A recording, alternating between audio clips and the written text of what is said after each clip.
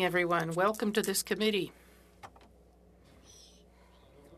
We'll begin the Special Joint Committee on Medical Assistance in Dying. I'd like to welcome the members of the committee, as well as our witnesses and people from the public who are following us on the web. I am the House of Commons Joint Chair of this committee, and I'm joined by the Honourable Yana Martin, the Senate's Joint Chair. Today we are continuing our examination of the statutory review of the provisions of the Criminal Code related to medical assistance in dying and their application. Just a few administrative remarks before we get going, reminding members and witnesses to keep their microphones muted unless recognized by name by one of the joint chairs. A reminder that all comments should be addressed through the joint chairs. And this is very important. When speaking, please speak slowly and clearly for the benefit of the interpreters. Interpretation in this video conference will work like an in-person committee meeting.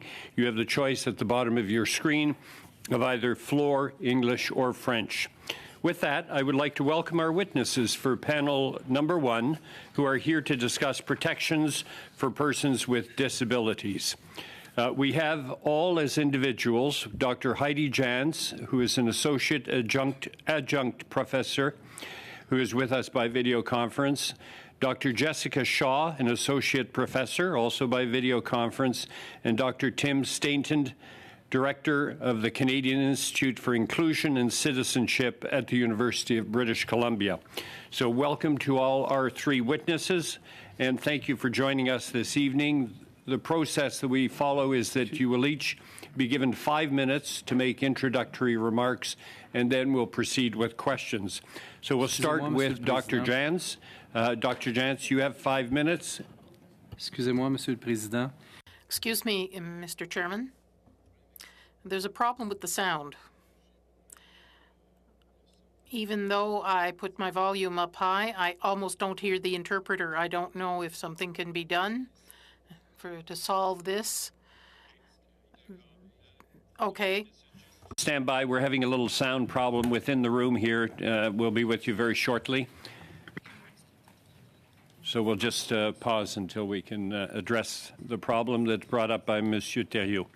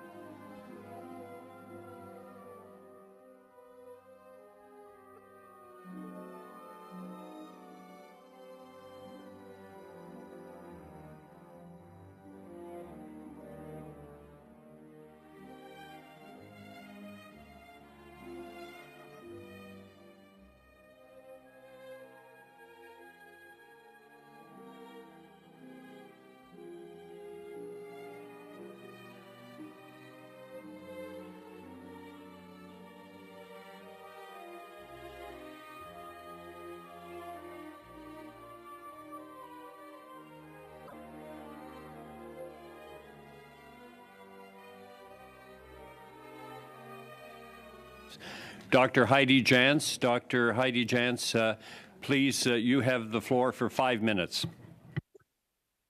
Honorable committee members, 2 years ago, I was one of the Canadian disability rights advocates who testified before the Parliamentary Justice Committee studying Bill C-7, which would expand eligibility for medical assistance in dying to people with illnesses and disabilities whose death is not reasonably foreseeable. We testified that, if this expansion of eligibility for MAID went ahead in a Canadian society plagued by systemic ableism, death by MAID would quickly become a socially accepted path of least resistance for ill and disabled people who are unable to access sufficient supports to live self-determined lives with dignity in the community. Sadly, our warnings were met with a collective shrug, and Bill C-7 was passed into law. Today, I will offer evidence that Bill C-7's expansion of eligibility for MAID is, in fact, resulting in increasing numbers of ill and disabled people turning to MAID as their only alternative to abject poverty and/or incarceration in a long-term care facility.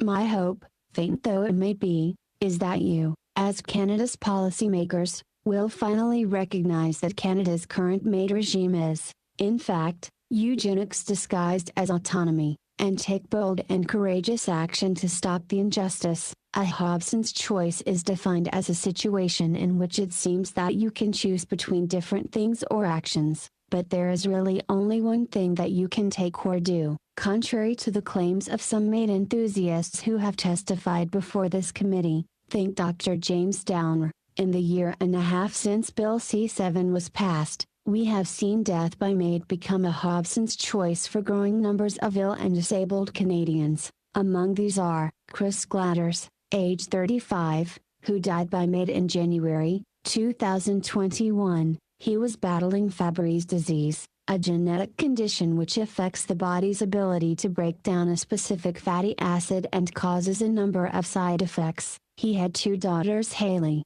13, and Savannah, 5. He lived in a long-term care facility in Niagara, Ontario. His brother reported that at the time of his assisted death, quote, "The bedding hadn't been changed for weeks. There was feces on the bed, there was urine on the bed, there was urine and feces on the floor. The room was absolutely disgusting, and that the day before his death he pulled the call bell beside his bed. I was on the phone with him for 40 minutes and nobody answered that bell. That was his last night." End quote. Equally disturbing is the case of Sophia.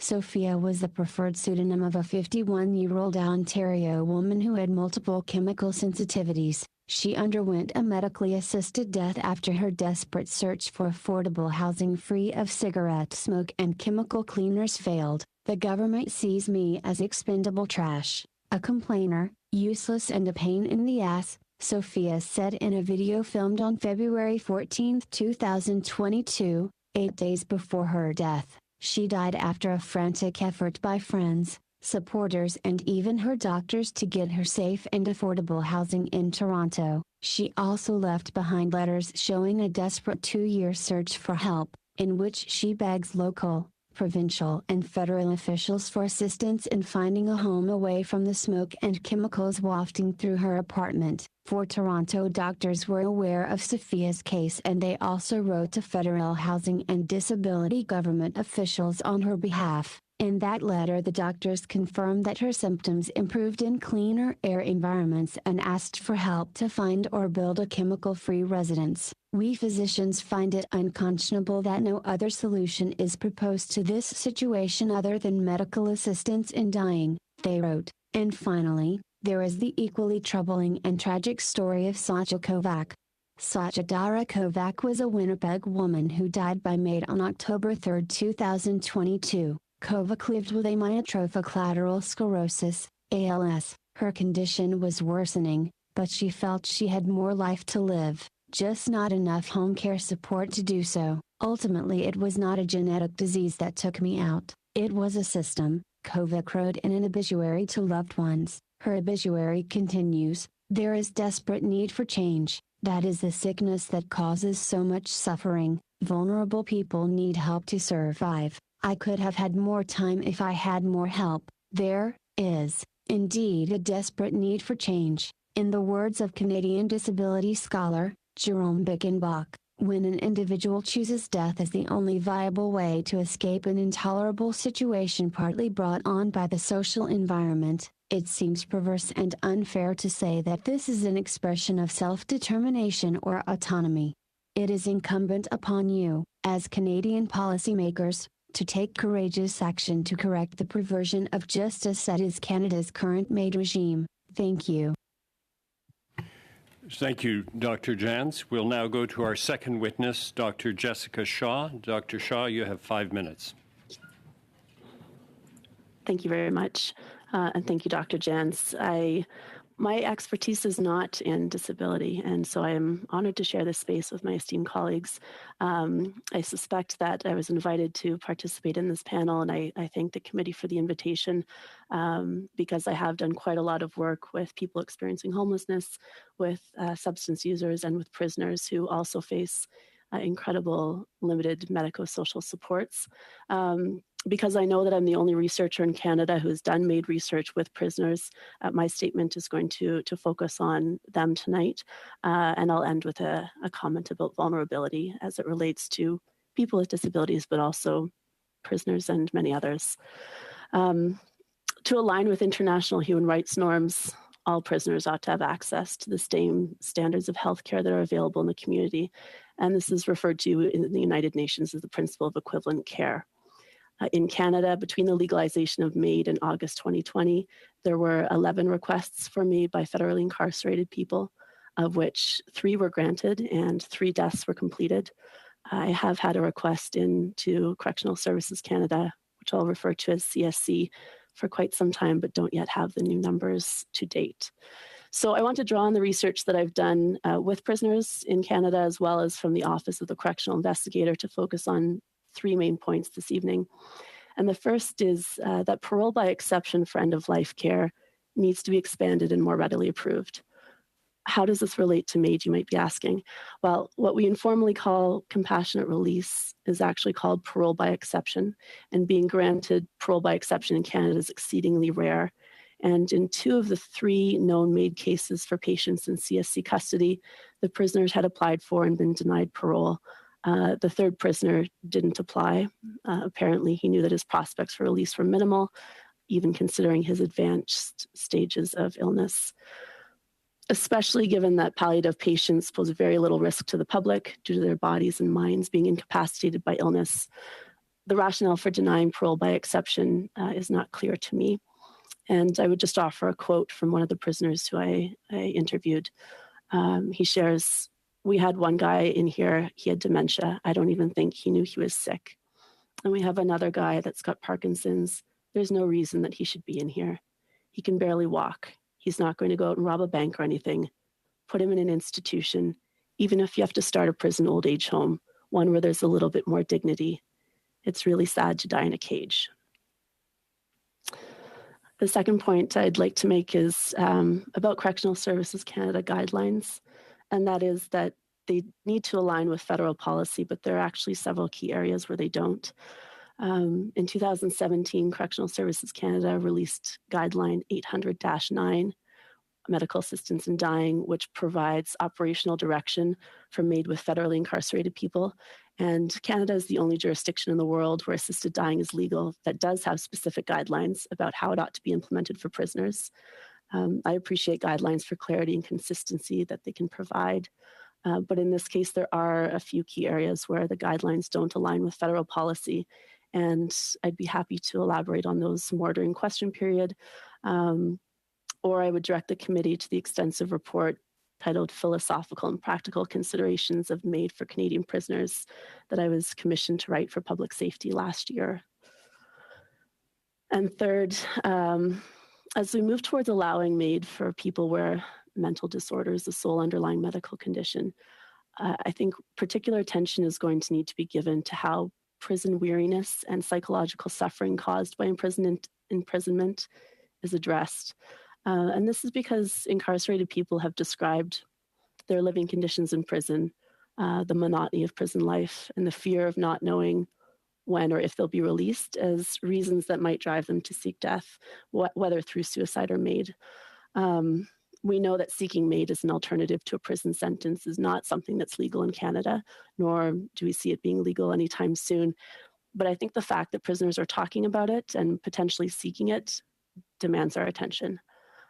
So when MAID eligibility expands to include assisted dying for reasons of mental illness, consideration is going to have to be given to differentiate between MAID requests due to an incurable and ongoing mental disorder and MAID requests due to psychological suffering that could be relieved if a person's circumstances were different. And I think that ties into Dr. Janz's opening statement as well. It's true for both prisoners and the general public that in a country as wealthy and as resourceful as ours, there's no reason that someone should feel that the only option they have is death because their medical and social supports are so limited. And that's where I'd shift to a brief statement on vulnerability. My time is probably almost up. I'm going to frame this statement in relation to disability, and I think it's perhaps a little bit of a different perspective than my colleagues tonight. But this is applicable to anyone who suffers from limited medical or social supports. And I would begin by saying that it's not my place to speak on behalf of people with disabilities. And I would offer that it's not the place of this committee to speak on behalf of people with disabilities either. That we need to trust people to make decisions about their own lives and deaths, recognizing that if someone is incapable of making decisions, then they're already not eligible for MAID in the first place. And so in terms of vulnerability, I'm also concerned about people being vulnerable to having their healthcare rights denied because of who they are, of people being vulnerable to discriminatory policies and procedures that would deny them access to MAID under the guise of protection. Excluding in order to protect is both patronizing and discriminatory. And I'll leave my thoughts there for tonight with thanks for Thank you, Dr. Shaw. We'll now go to Dr. Stainton. Dr. Stainton, you have 5 minutes. Thank you, Mr. Chair and members of the committee for the opportunity to speak to you tonight. I've reflected many times on the process surrounding Bill C-7. The failure to appeal the Truchon decision was shocking given the significance and scope of its impact. As C-7 worked its way through Parliament, some 200 disability organizations, including all the major national bodies, were clear and united in their opposition, warning the government of the threat posed to disabled people and other vulnerable populations. Numerous witnesses shared their concerns, often with compelling personal narratives. In addition, serious concerns were raised by 3 UN human rights experts. Not only were all of these concerns ignored, the bill was massively expanded by a Senate amendment to require the inclusion of mental illness within 2 years, a significant expansion on the original intent of C-7 without study or review. Despite this, on March 17, 2021, Bill C-7 received royal assent after the government invoked closure to cut off debate. It's hard to imagine a similar overwhelming dismissal if we were discussing any other equity group were they to voice unified concerns over a bill and were backed by UN human rights experts. Why this was the case can only be explained by recognizing a deep, pervasive, and often unconscious ableism that pervades Canadian society. Canada's euthanasia and assisted suicide laws have always been about balancing individual autonomy to decide when to end one's life and the protection of the vulnerable. Subsequent to the passage of C-14, it would seem that protection of the vulnerable has largely been ignored in favor of an increasingly atomistic interpretation of autonomy. It is somewhat ironic that as we come out of an unprecedented era of COVID-19, where we were all asked to make sacrifices on some of our personal autonomy in favor of broad protection for the whole of society, that in the debate on euthanasia and assisted suicide, we persist in privileging a view of autonomy more akin to one used by those who railed against the vaccine mandate as an infringement on their individual liberty. John Stuart Mill, one of the fiercest defenders of individual liberty, provided an analogy for when interference with individual autonomy was permissible. He wrote that if a man is trying to cross a bridge that is unsafe, it is permissible to impede his progress as he does not wish to fall into the river, but rather his will is to cross the bridge. This committee will be aware of the numerous reports of disabled persons that do not desire to end their life, but feel they have no longer tenable options given the crushing demands of poverty, forced institutionalization, and the lack of necessary services and supports. They are our bridge crossers. They do not wish to fall into the abyss, but without repairs to the bridge, ending poverty, ending unwanted institutionalization, improving our disability and mental health supports, they feel they have no other option. Rather than restraining them, as Mill suggests, we are shepherding them to the edge and over through MAID. I'm also concerned as to where this all ends. Given the rapid and ill-considered expansion making Canada the world leader in case of assisted suicide and euthanasia in a mere 6 years. I worry that we will soon see calls for legalizing the killing of disabled people who are unable to formally consent at the request of their parents or guardians. Sadly, we know public reaction to things like the murder of Tracy Latimer and many other cases that so-called mercy killing has widespread public support. If we continue to weaken the need for direct consent through permitting advance directives and allowing children to be euthanized, it is a very small step to involuntary euthanasia of disabled people considered unable to consent. I have a son with an intellectual disability. He cannot directly tell you the value of his life, but he shows us every day in his accomplishments, laughter, and his smile, and by those he touches. And yet I know that most people who see him in passing assume his life is one of tragedy, suffering, and dependency.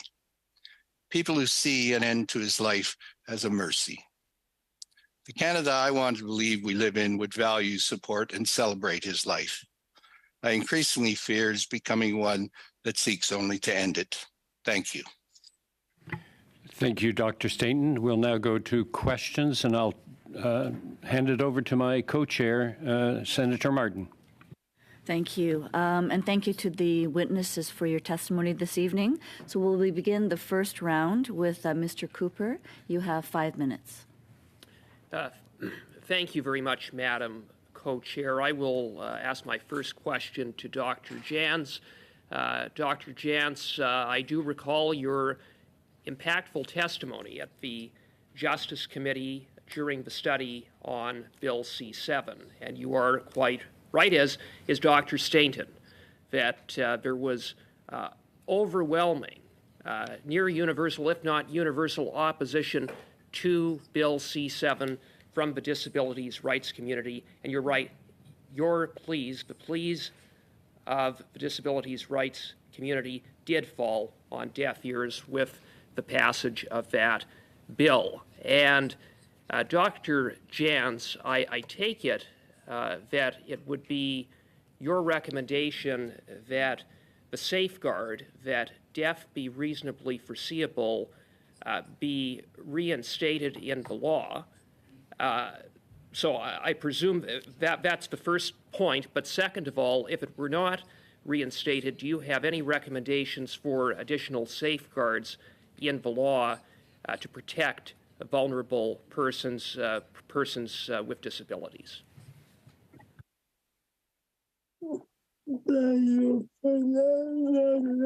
Thank you for the question. Yes, I can't believe that our committee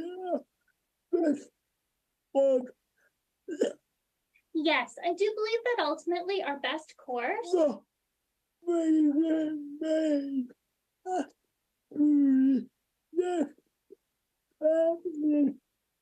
for making MAID a truly just practice is to reinstate the reasonably foreseeable death criteria.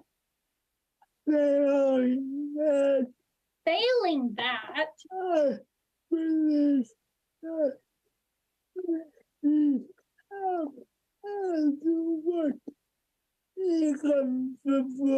I believe that we should have adequate income supports, housing,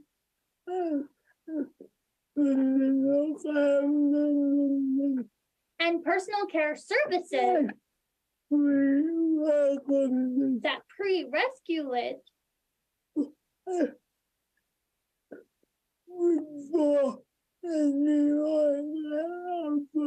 before anyone can apply for MAID, that these things need to be met.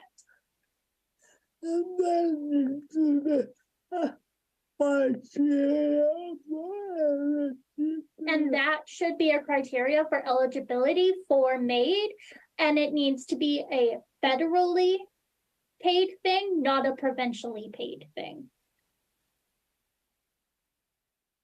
Thank you for that. And can you provide the committee with your thoughts on how the passing of Bill C-7 has impacted Canada's reputation as an international leader in human rights generally, and more specifically in terms of rights for people with disabilities. I think that the passing of Bill C-7 did grievous and irremediable damage to Canada's reputation as an international leader in terms of human rights, generally, and also in disability rights. In particularly, to have not one, not two, not three, but 4 United Nations human rights experts officially condone an impending law as a violation of our country's commitments as a signatory to the United Nations Convention is a big deal, or at least it ought to be a big deal for a country that fancies itself a leader in human rights. Unfortunately, this wasn't the case at all when it came to the UN human rights experts' condemnation of Bill C-7 as violating people with disabilities' rights to life, as it's guaranteed by the Convention on the Rights of Persons with Disability. On the contrary, the government ignored this for months, even having the nerve to quote from the UN Convention on the Rights of People with Disabilities in the preamble of Bill C-7. That, of course, takes nerve and or a badly malfunctioning ethical compass. How much? Well, I ended up adding a little bit of time when you were asking a question because of the delay. So we are very close to 5 minutes. So, Dr. Stainton, do you have anything to add on that point? very briefly, Dr. Stainton. The first point, I would agree that without reasonably foreseeable criteria, there are no safeguards that will prevent the kind of things we're talking about. They just aren't there, and I've written about this in several publications. I've spoken to the UN Special Rapporteur. I've spoken to people in New Zealand, Australia over the last 2 or 3 months, and people are saying what's going on with Canada, and that's an embarrassment for a proud Canadian. Okay, thank you, Dr. Stainton. Next, we will go to Mr. Maloney. You have 5 minutes. Thank you, Madam Co-Chair, and thank you to all of our witnesses. This is a challenging and very emotional topic, and I know that everybody around this table shares your concerns about trying to get this right. Dr. Stainton, my first question is to you, sir. I'm not familiar with any of your writings, but are you opposed to MAID in any circumstances? No, I've been quite clear about that. Okay. If I felt MAID could be contained, I don't have an issue with it. I believe from the beginning, and we were warned that it couldn't be contained, and I think those fears have been borne out in spades, and actually much quicker than I feared. Okay, thank you. So that's helpful. So my next question is to all 3 witnesses then. Given where we are, and again, I share your concerns about MAID should not be used as a solution to your financial circumstances or other unfortunate circumstances people might find themselves in. So it seems to me what we have to do is our challenge that we're faced with this at this committee, and why you're here, is to come up with solutions to make sure that those things don't happen, to build in those safeguards. So what I would like to hear from you is, what are the safeguards you would like to see added to any legislation to make sure these horrible circumstances like Dr. Jantz described at the outset don't happen again? Dr. Stainton, why don't we start with you? Yes, thank you for that question. I mean, as I said, I do not believe there are safeguards that can be put in place at this point that will address those issues without bringing back the reasonably foreseeable death criteria. We could certainly do a much better job on our data collection and monitoring. we don't know how many people are in the circumstances that Heidi has described. So that would be a minor step forward. I think the issue of, can we improve our disability support system enough? Can we take care of the issues of institutionalization? We've been saying we're doing that for 30 or 40 years now, and we're still not there. And I think the obviously that is the best case solution, that we make those arrangements. The reality is, do we put people's lives at risk while we're waiting for nirvana? There's 15,000 plus people of working age with disabilities in long-term care homes at the moment, most of whom do not want to be there. We'll see how long it's taking to deal with the Canada Disability Benefit. We seem to be able to made changes along quite quickly, but it's already been a couple of years that bill has been kicking around. We got another 3 year of study, and we don't even know if it's going to be enough to begin to address the problem. So and I don't mean to sound completely cynical, but I don't want to offer a set of safeguards that I don't think will actually do the job. So I'll pass it over to my colleagues now. Yeah, Dr. Jantz, why don't we move over to you?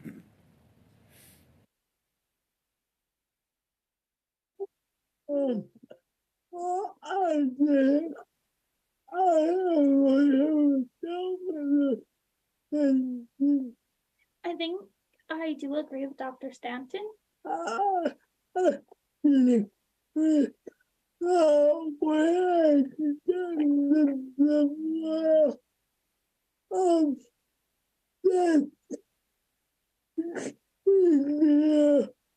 think that we have created a system where death is easier for people with disabilities than living with dignity.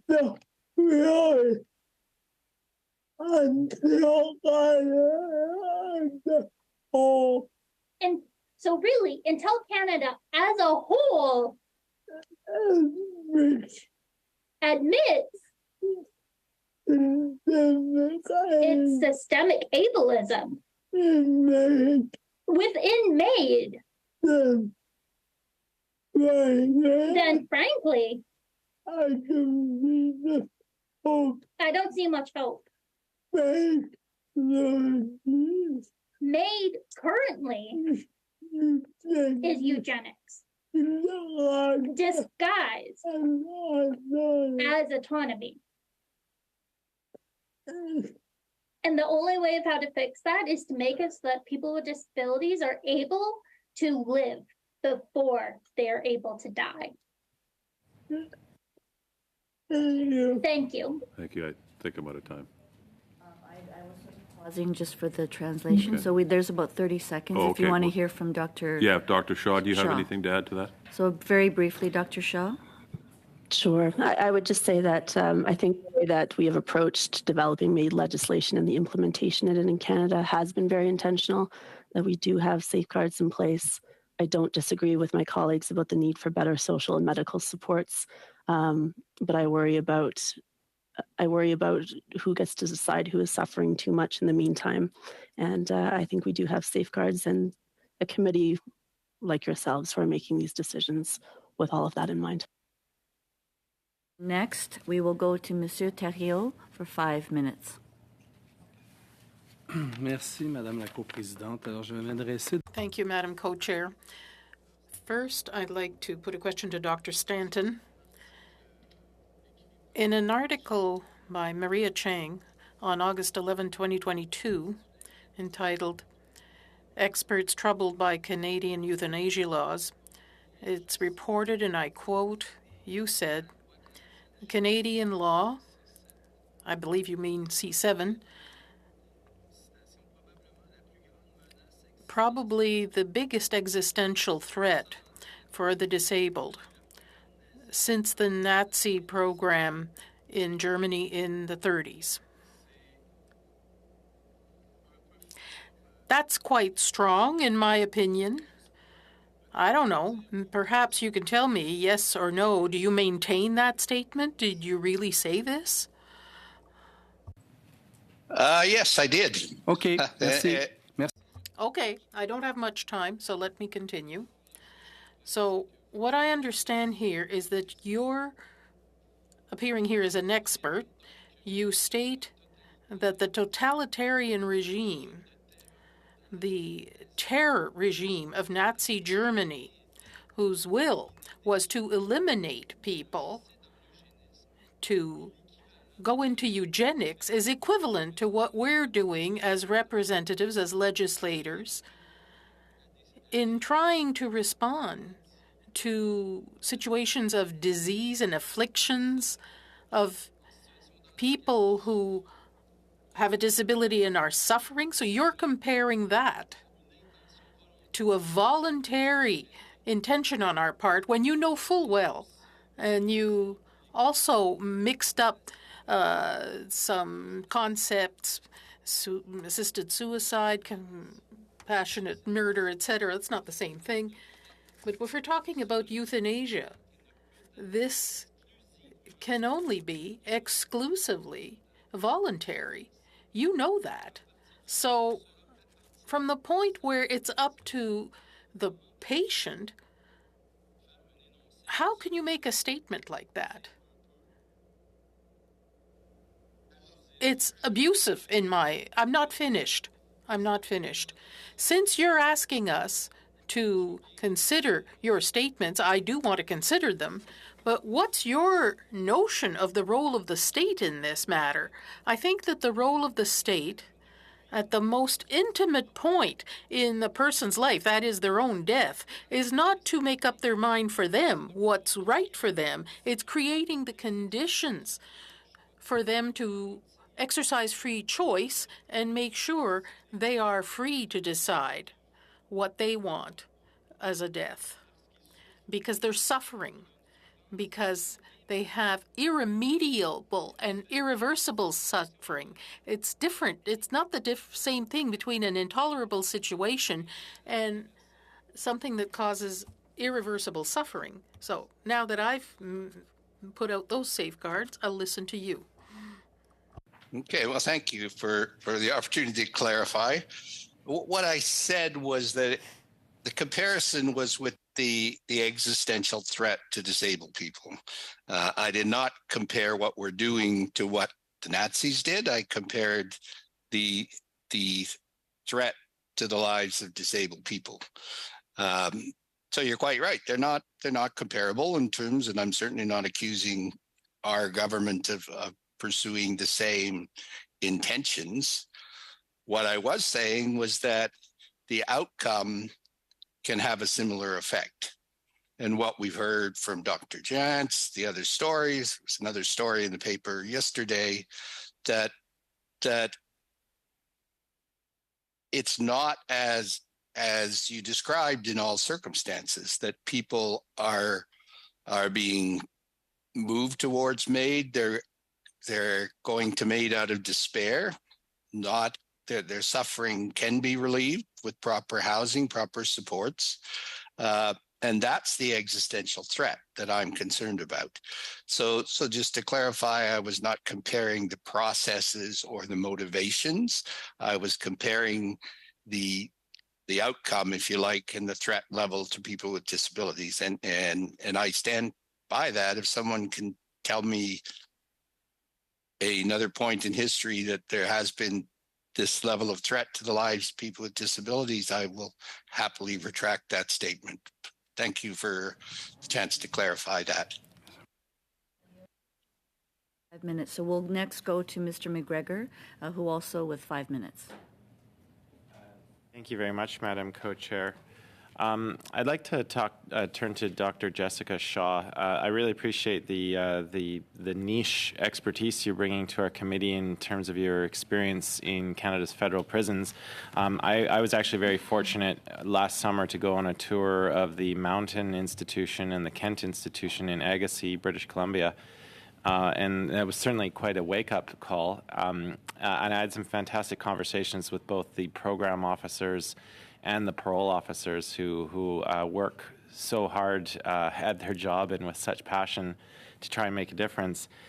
Just with the conditions in Canada's federal prisons, you did talk a little bit about, prisoners and their access to medical assistance in dying.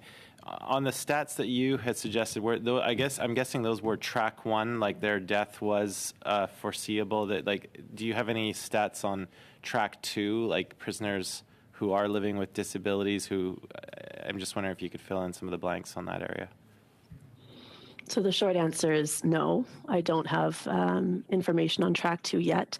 And we do need to look at those updated numbers since August of 2020. I know that there's certainly fear within the prison system of bringing up the possibility of seeking MAID because it's equated to suicide still sometimes, and the risk of being put in segregation and under mental health watch is highly undesirable. So finding, to use the quote, MAID-friendly staff is an issue, but no, we don't yet have information on track 2. And may I ask, Kent is British Columbia's maximum security institution. Mountain was a medium security, and there was certainly a huge difference in terms of the freedoms on both sites. For prisoners who may develop a disability, who have been there for a long time and their health really starts going downhill, how does the Correctional Service of Canada start accommodating their unique needs as a disease might progress?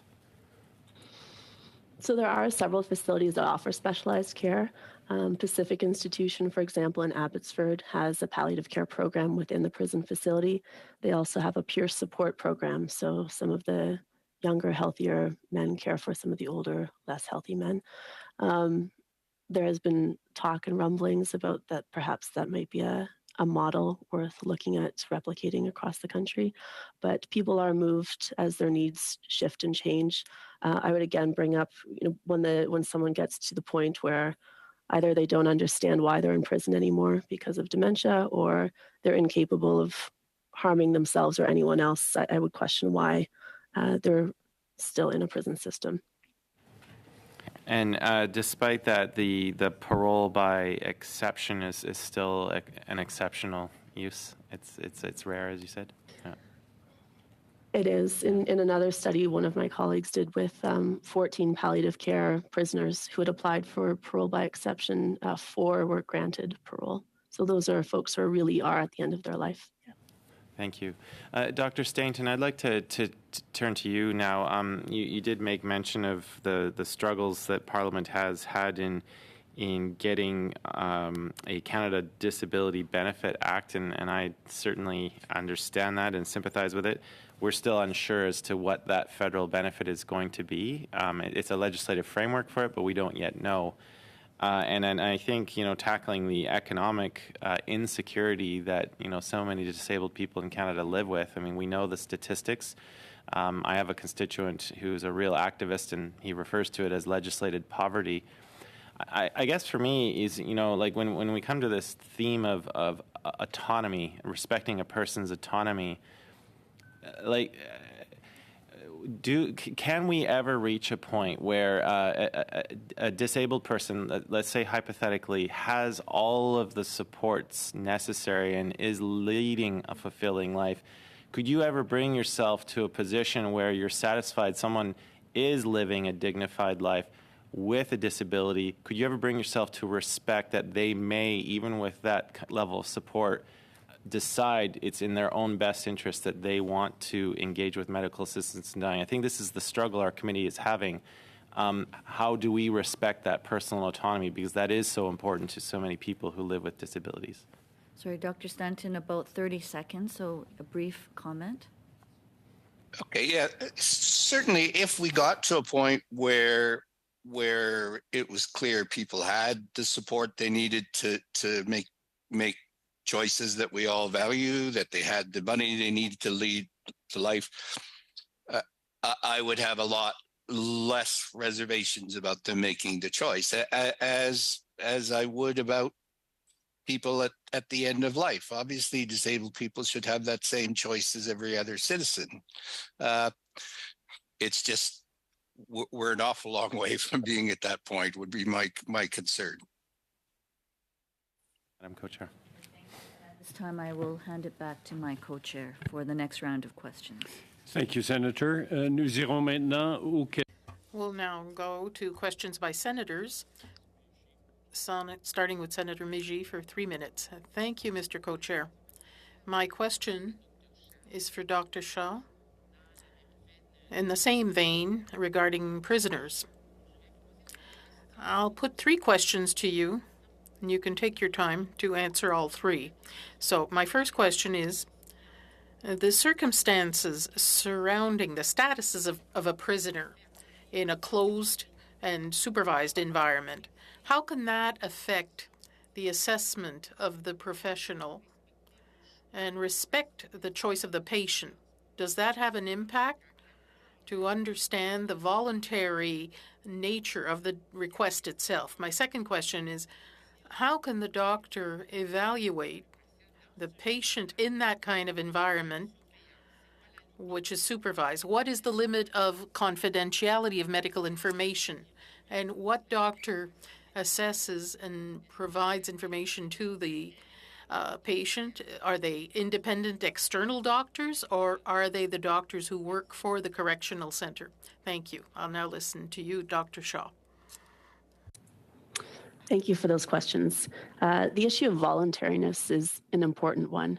And to answer your question, of the 3 known MAID cases, I've spoken with and interviewed physicians involved in each of them. And this came up. Certainly, the questioning by the assessors and the providers of the necessity of having guards, for example, or correctional services officers in the room did come up. And I know that in at least one case, hospital ethics was brought in to be present in the room to make sure that there was an extra level of eyes ensuring that voluntariness was protected. Similarly to why are we keeping people in prison if they can't hurt anyone anymore and they're dying? In the same vein, if someone is incapable of harming themselves or someone else, probably those few moments of privacy are essential and have happened during assessments. When I'm thinking about the 3 cases, assessments have been done both within the prison system and after a transfer to community hospital. To answer your question, the process is that first the chief health services officer reviews the request for an assessment. The guidelines say that ideally an internal physician to CSC would be the first person to provide an assessment. If it has to be external, it goes external. The second and sometimes the first and second are always external to correctional services. Did that answer your question? Merci. Thank you. Thank you, Senator. Mr. Kutcher for 3 minutes. Thank you very much, Chair. My question is to Dr. Shaw and to Dr. Stanton. First Dr. Shaw and then Dr. Stanton. I would think that every member of this committee would agree that lack of appropriate housing and community support should not be the determining factor to access MAID for anyone with a disability. However, not all people with a disability live in such circumstances, and their choice for MAID may be completely divorced for the need for any additional supports. What advice would you give this committee to ensure that we have safeguards for people with disabilities who require additional supports so that they don't see MAID as an alternative, but at the same time, not to deny those people with a disability who wish to choose MAID as an end-of-life choice and who are not deciding to do so because of a lack of resources? So we'll start with Dr. Shaw and then Dr. Stanton.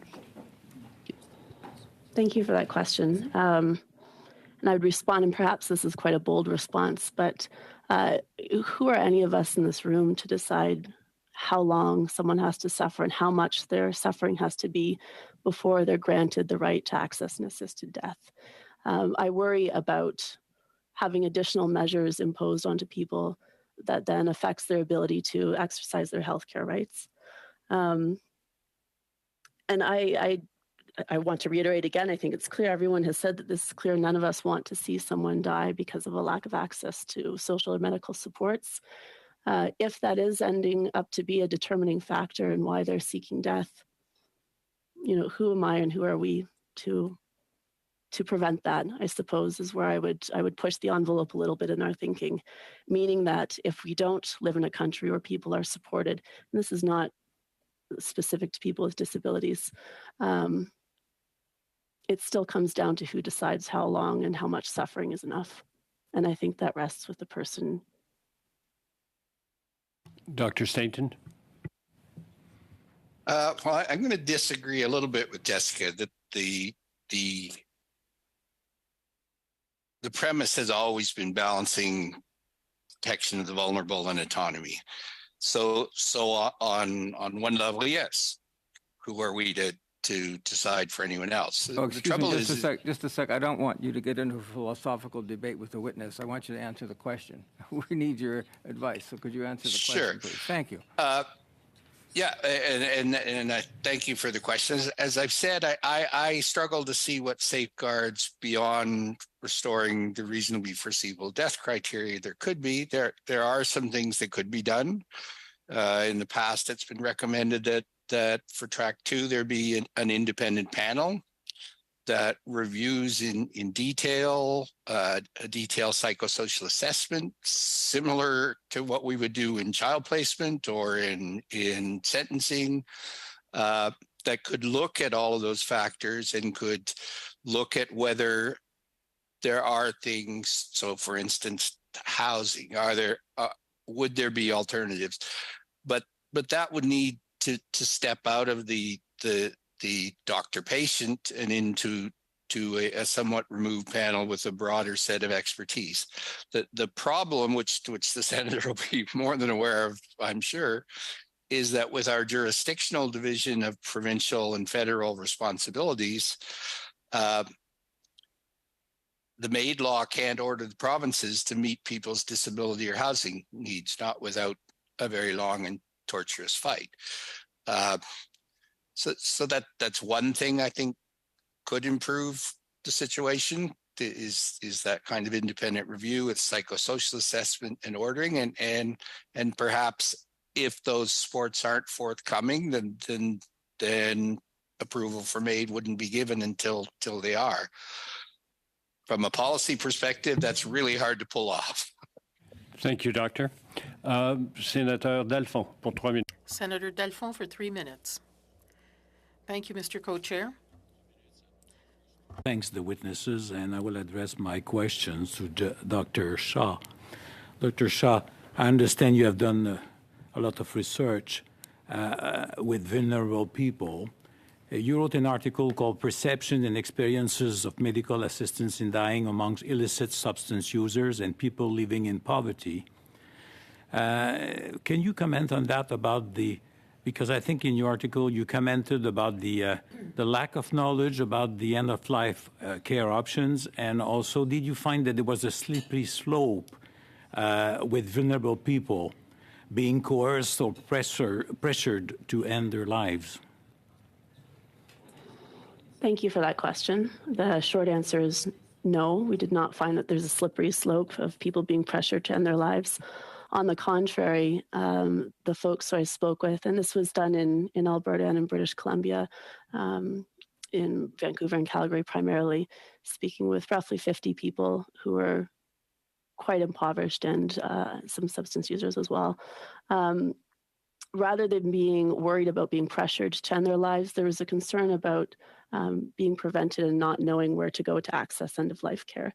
So what you raised about not knowing the resources, there was a concern that, like all other aspects of their healthcare, they would be prevented from accessing this. So it's very difficult when you're living on the street to access any healthcare, and end-of-life care, and MAID in particular, was seen as an extension of that. So rather than feeling pressured that there was a fear of being prevented from access. And I would just, if I can add a comment to that as well, I will never forget this one gentleman said to me, Jessica, not every overdose is unintentional. And he reminded me that people have the ability to end their lives quite readily available to them. I think the question that we have to grapple with in this committee and as a society is the state doesn't owe anyone a dignified death. But if we can provide one to someone who is suffering grievously, why would we withhold that from them? Do I gather that for vulnerable people, you don't feel there's need for additional safeguards? I would say there's need for additional social supports. Vulnerable people in many different experiences are asking for more support, but the folks and talking about people experiencing homelessness are fighters. They're fighting to survive every day. So, you know, they need more support to survive, but certainly don't need additional supports in whether or not they can die. Thank you. Merci, Senator Dalphond. Thank you, Senator Dalphond. Minutes. Thank you. And my question, too, is for Professor Shaw.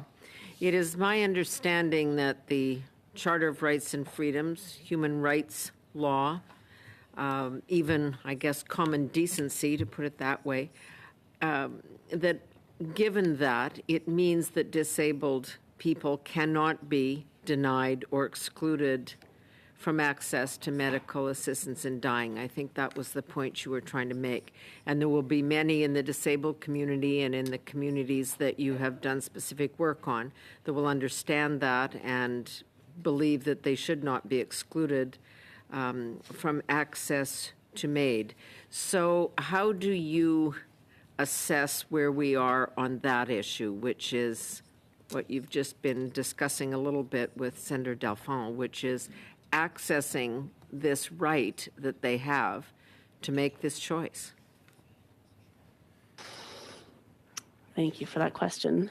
For me, it is around how we frame vulnerability too. And what I was trying to state in my opening statement is if we, not to shift away from thinking about vulnerability in the ways that people are personally experiencing that, but who is vulnerable to having their rights, to make that rights link, who is vulnerable to having their rights infringed upon because of policies and potentially extra safeguards that are not necessary, that then prevent further steps and further hoops for people to jump through when it's already incredibly difficult for some of these folks to access healthcare, end-of-life care, of which MAID is a part of.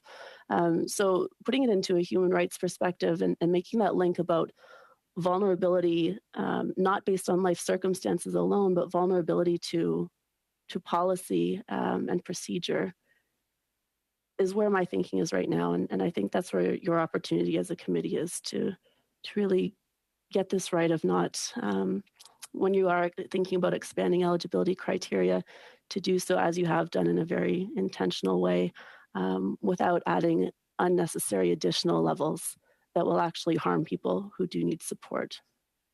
I raise it in part because even provinces like my own have taken the information about MAID off the 811 system. Are you finding that it is more difficult for vulnerable people, people who are disabled, perhaps the communities in prison, to even get basic information about the choice that is their constitutional right? Yes, yes. And when we think about access to sort of any healthcare information, we have my fellow witnesses spoke about systemic ableism. We have systemic racism. We have all kinds of reasons why people are discouraged from accessing services and feel that they're not safe. And healthcare is one of those systems that feels very unsafe for people to access. So basic healthcare information, and MAID in particular, is an issue. Thank you for that. Thank you, Senator Wallin. And now finally to Senator Martin for 3 minutes. Thank you to all of our witnesses, first of all. My first question is to Dr. Jantz. How do you think the expansion of eligibility for MAID to people with disabilities who are not at end of life will impact the current generation of children and youth growing up with disabilities? Thank you for that. Thank you for the question. This is something that I've been thinking about a lot since the expansion of eligibility for MAID to people with disabilities who are not at end of life. As someone who had most of my K-12 education at a school for kids with physical disabilities, I find this latest impending expansion of eligibility for a state-sanctioned death particularly chilling. Roughly half of the kids at our school had life-limiting conditions like muscular dystrophy, which at that time had a life expectancy of 14 to 18 years. Every student in that school grew up knowing that some of us would live longer than others. But we also knew that all of us would live with the best quality of life possible until we died. This is not the message that Canadian kids with disabilities are growing up with in this brave new world of MAID.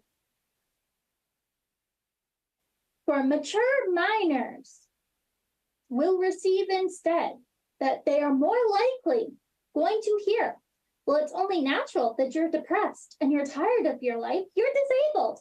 Maybe you should go get MAID.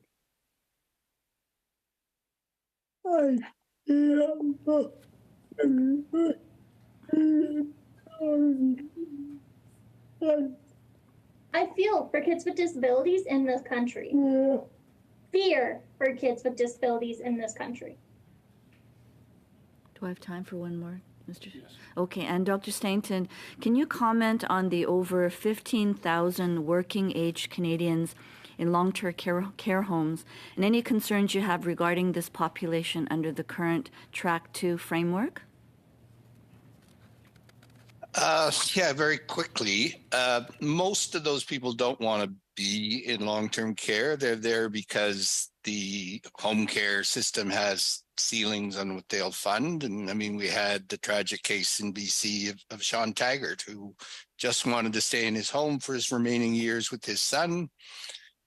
He needed a few more hours of home care to do that. Was told that's not possible. You need to go into a long-term care home.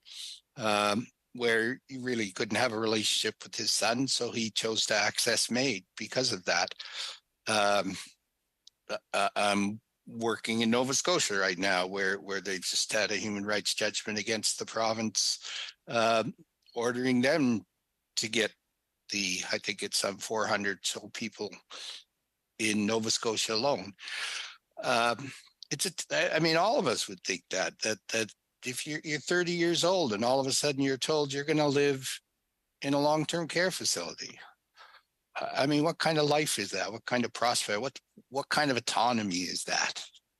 You have no significant life choices. So, and if you look at from Jean Truchon, multiple other people said, Truchon said the cause of suffering was that he couldn't face the prospect of life in an institution.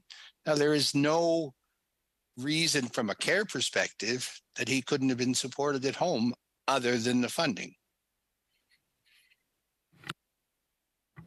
Thank you very much. This brings our first panel to a close. I would like to thank, on behalf of the committee, Dr. Jans, Dr. Shaw, and Dr. Stainton. Thank you very much for your opening remarks tonight, for expressing your views and for answering all our questions on this difficult issue with respect to MAID in the context of people with disabilities. And an extra thank you to you, Dr. Shaw, for speaking to us about inmates and correctional services in the context of MAID again.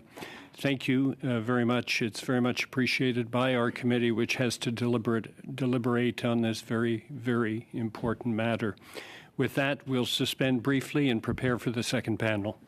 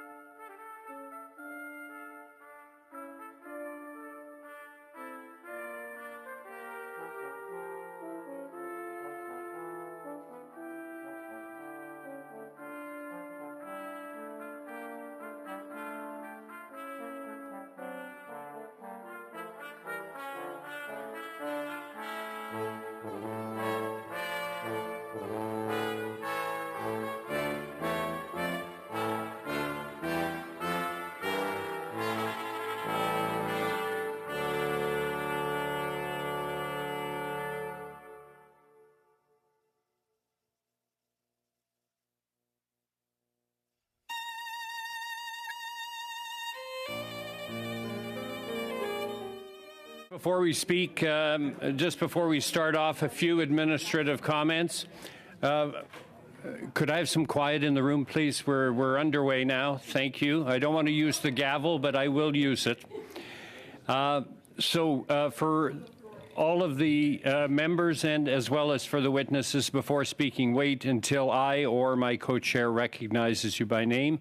Reminder that all comments should be addressed through the joint chairs. And when speaking, please speak slowly and clearly for the benefit of the interpreters. And you may have questions in French or in English, so use the interpretation button on your screen if you are in virtual. And with that, I'd like to welcome the second panel with us tonight, all as individuals. We have in the room with us Leanna Britton, Leanna Britton, thank you. We have Dr. Karen Ethans, an associate professor with us virtually, and also David Shannon, who is a barrister and solicitor, also virtually. So thank you all for joining us this evening as we continue our study of MAID in the context of people with disabilities. And I will ask Ms. Britton to start off. We each of the witnesses will make a 5-minute opening statement, and then we'll get to questions. So the floor is yours, Ms. Britton, for 5 minutes. Thank you, Mr. Garneau. Thank you for the opportunity to have our collective voice heard in this forum where decisions are being made that directly impact our individual lives when we are at our most vulnerable. I'm here to symbolically represent an enormous group of physically disabled people who are making their end-of-life journey. We are the experts who are actually living the MAID experience. You brought up the word vulnerable. After 5.5 years of volunteering as an advocate in this field, I've come to understand that medical assistance in dying is so much more than just a series of injections or a self-administered cocktail provided by expertly trained staff during a medical procedure. It is, in fact, a very broad spectrum of services provided by our medical community at the request of the individual. First, I want you to envision changing your perception of what a medically assisted death is. Paul, my late husband, was a psychotherapist in private practice. He maintained that if you could make a 5-degree shift in your perception, you would see an issue from a very different perspective, one that you had never realized existed. So now I'm challenging you to make that 5-degree shift in perspective and look at medically assisted death from a fresh new angle. I would like to share with you some examples of ways the medical community helps people voluntarily end their suffering and die with dignity on their own terms every day across Canada. They are made medical assistants in dying, and yet we don't call them that. Why not? These medical practices have been in use for decades, and in some cases, hundreds of years in cultures throughout the world. I call it a spectrum of choices because it flows from a more passive action at one end of the scale to a more hands-on active role at the other end. I believe it is our responsibility as a society to educate everyone, in particular those with physical disabilities like me, about what options are available to them in collaboration with the medical community as they make the final leg of their end-of-life journey. This is true people, patient-centered care. Care where the individual is in charge of taking responsibility and actively participating in their own plan. I may be physically disabled, but I want to know what are my choices.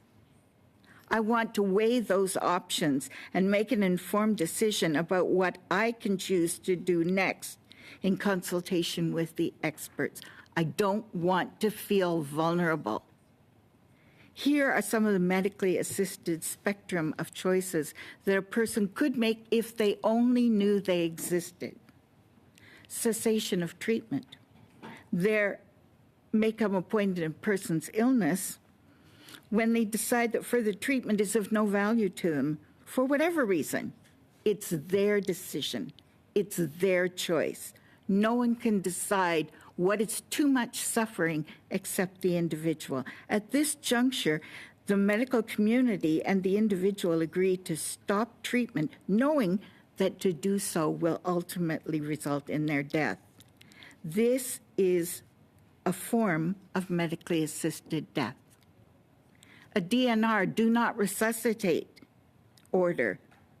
One can say the same. This is a mutually agreed upon contract between the medical community and the individual that in medical crisis, no treatment will be offered to sustain life, thus leading to the person's death. Once again, this is a form of medically assisted death. Self-injected morphine pumps.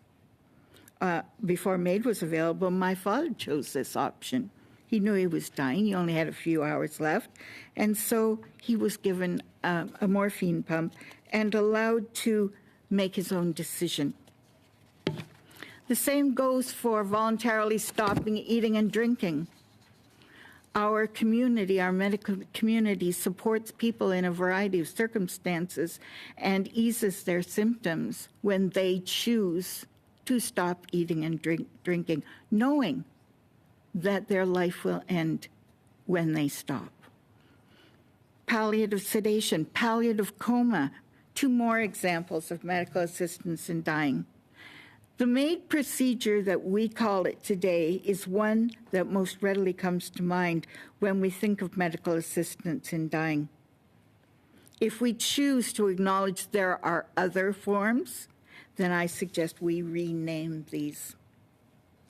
By sharing this type of information and changing people's understanding of what a medically assisted death really is, we can educate people with physical disabilities about what their options could be.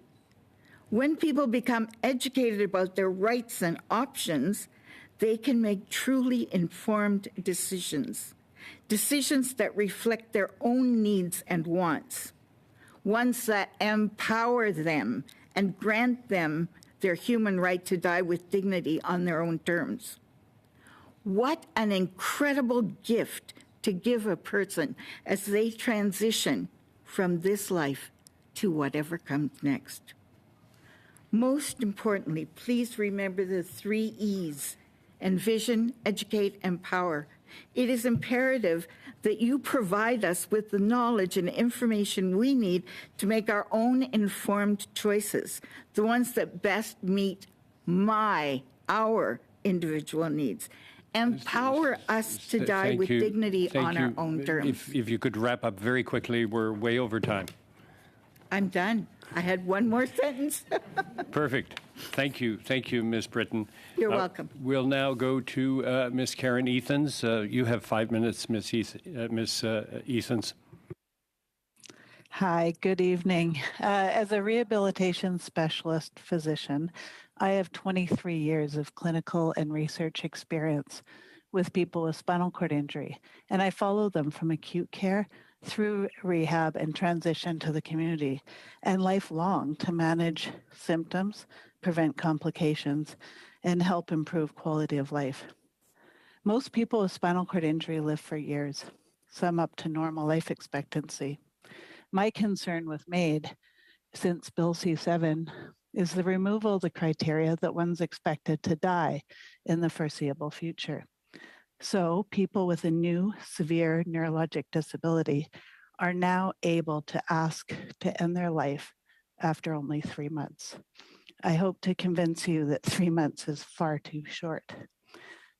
I do not believe that people with new severe neurologic disability will have the ability to make an informed choice to choose death until they've had the opportunity to live with their new impairments and disabilities, reintegrate into the community, and realize the excellent quality of life that's experienced by most with disabilities. With these disabilities, imagine this: waking up after a severe car accident, for example, learning you have a spinal cord injury. You can't move your legs, maybe not even your arms.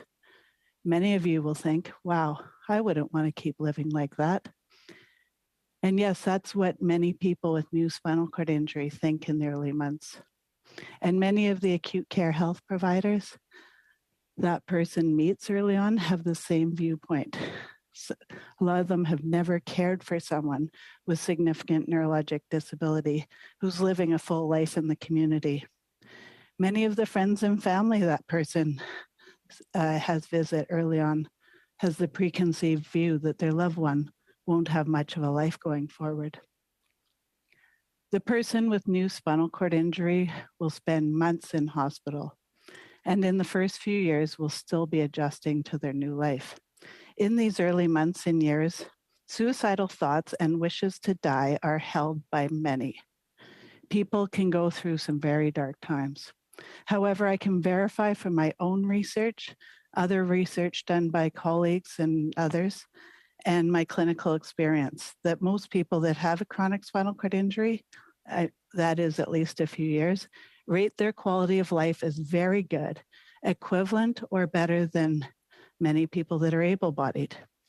In a research paper that I recently published with colleagues, it was found that most people with chronic spinal cord injury admitted that early after their injury, they had a wish to die.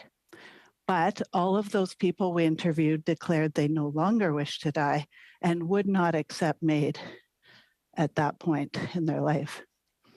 They felt that people that offering MAID too early on was wrong, and that people were needing the experience to live the life experience with spinal cord injury before they could make that kind of choice. Literature supports that it takes years for people with new neurologic disabilities, such as stroke, and that people cannot make such a decision and adjust to their new normal for at least 2 years. I want to tell you a story reflective of many of the scenarios I've witnessed. I was asked to see a young man in ICU on a ventilator with a high spinal cord injury. I was asked to discuss prognosis. Patient and mom were so relieved when I reported that he had a good chance of getting some significant improvement based on my exam. Mom came to me crying and reporting to me that the ICU doctor was advising them they should turn off the ventilator, that his life would be terrible and not worth living. Guess what? That young man in ICU, months later, he walked out of rehab to go home. My point isn't that many of these patients get such excellent recovery, but rather to reinforce that we can't let our preconceived notion of what we think life with a disability would be like to cloud our judgment or care decisions, as we have not lived that life. MAID now being part of care choices early on in these times when the person is really vulnerable, struggling to accept their new disability before they've had the opportunity to realize what excellent quality of life their future may hold, is a grave failure to these patients. And it should not be part of a care choice for a long time, up to even years after their injury. Thank you, Dr. Ethans. We'll now go to Mr. David Shannon for 5 minutes. Thank you very much.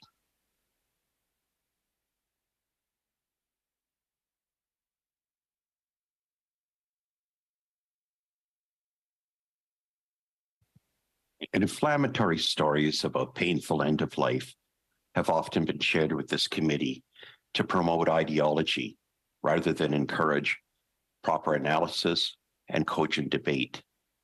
I will not do that tonight. I'm not speaking about the far end of life. I'm talking about a person such as myself, a person who's lived with an upper level spinal cord injury for over 41 years, a person who has practiced in the area of disability rights and mental health law for over 25 years, a person who early on, shortly after that accident, had dark days, and for 41 years has been grateful and being able to embrace life, its wonders, its altruism, its aspirations. That's not available, I know, to many people shortly after their accident or other catastrophic injuries or disabilities. And there's pressure now with this new legislation directed by the state that says your life may not be worth living. Extinguished is okay. At the outset, though, I do ask each of you to accept the stark truth that is often ignored, and that is often suffering experienced by persons with disabilities in Canada is at the hands of the state. The suffering is caused by the state. We experience a pernicious form of human rights denial that includes poverty and unacceptable markers in the social determinants of health.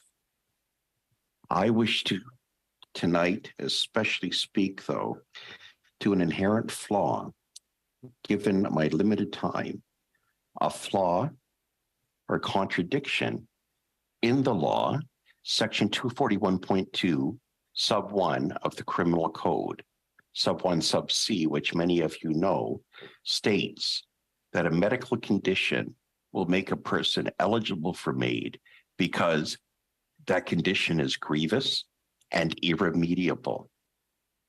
Canadian human rights legislation, and the Supreme Court state that physical and mental conditions are personal affects to be protected from human rights abuse.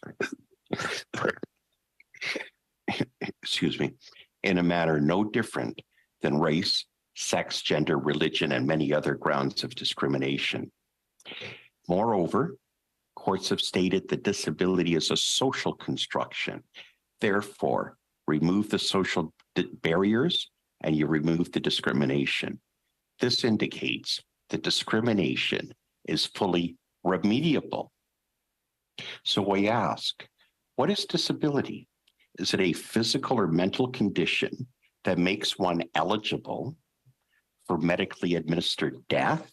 Or is it a remediable social construction? An analysis for MAID assessment. The people, when you are assessing for MAID, must consider more than just an extreme medical-only determination and be balanced with established human rights norms. And I'm talking about human rights that finds that if you can stop the suffering through changing socioeconomic condition, then in fact it's a remediable condition. I would submit that nurses and nurse practitioners and physicians do not have the expertise. People such as myself, people who live in the world of independent living, you need to understand us as a community who do and are able to speak to independent living and speak to the importance that disability, the social construction, can be remediated. That will give the full weight and meaning of the word remediation. It will also put an important factor into the physician-patient relationship, in that if a physician, through broad and deep analysis, sees that the condition can be remediated by removing discrimination, then a person should not be eligible. We should not just jump to provide MAID. We never jump to provide death in any other legal context. This, of course, should be given the same and even greater respect, consideration, and analysis.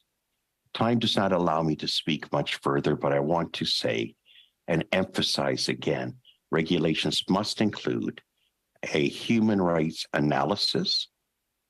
Another recommendation is that access to MAID must guard against allowing individuals suffering a mental disorder or weakness due to anxiety and depression, vulnerability, allow MAID to be a facilitation for suicide.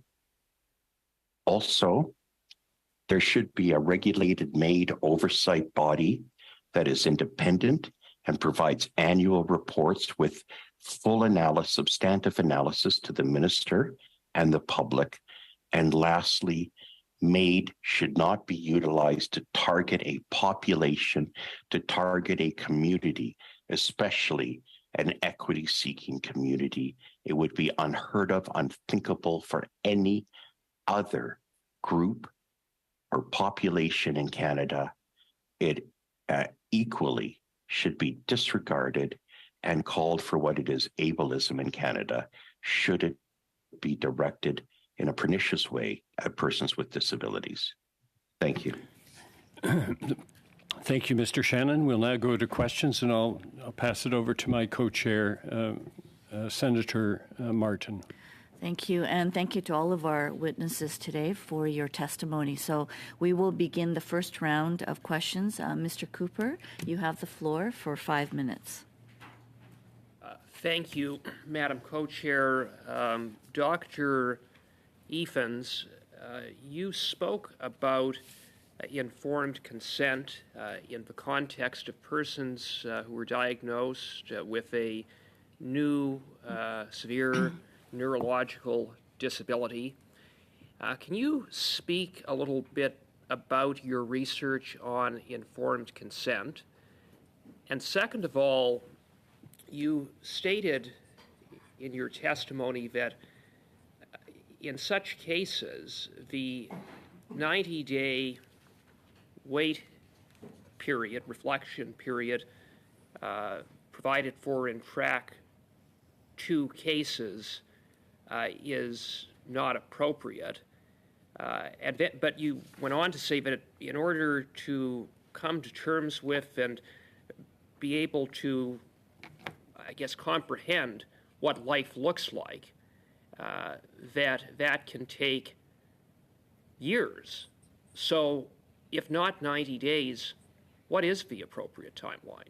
And what would be the parameters around that? So it's a good question, and nobody has the exact answer. And in fact, so the study that we did, as well as my Saskatchewan colleagues published just this year, basically a very similar study.